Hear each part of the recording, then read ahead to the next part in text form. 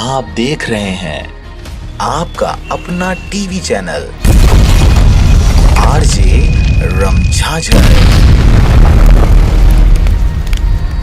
जज्बात के रंग भरोसा के संग।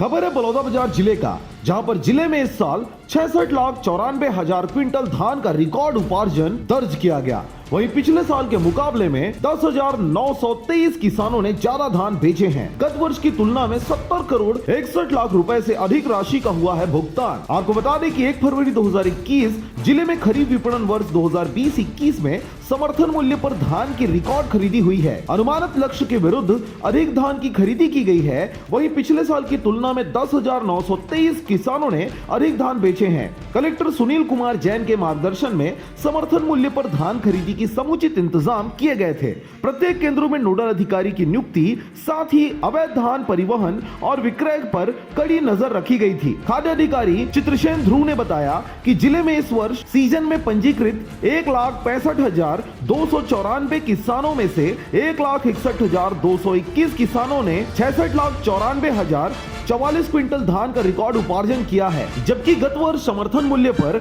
1,50,298 किसान से 64,99,043 क्विंटल धान का उपार्जन किया गया था। इस प्रकार गत वर्ष की तुलना में 7% अधिक किसानों से धान का उपार्जन किया जा चुका है। वहीं बीते वर्ष की बात करें तो गत वर्ष की तुलना में 1,95,001 क्विंटल अधिक धान की खरीदी की गई है। उन्होंने बताया कि जिले में विक्रय किए गए धान का कुल मूल्य लगभग 1,673 करोड़ 51 लाख रुपए है तथा किसानों को 1,251 करोड़ 21,97,489 रुपए का शुद्ध भुगतान किया गया था। इस तरह इस वर्ष 70 करोड़ 66,85,953 रुपए राशि का अधिक भुगतान किया गया है। गौरतलब है कि खरीफ विपणन वर्ष 2020-21 में समर्थन मूल्य पर धान उपार्जन हेतु जिले में कुल 1,87,563 हेक्टेयर धान के रकबे का पंजीयन किया गया था। बलौदाबाजार से ब्यूरो रिपोर्ट आरजे रमझाझर।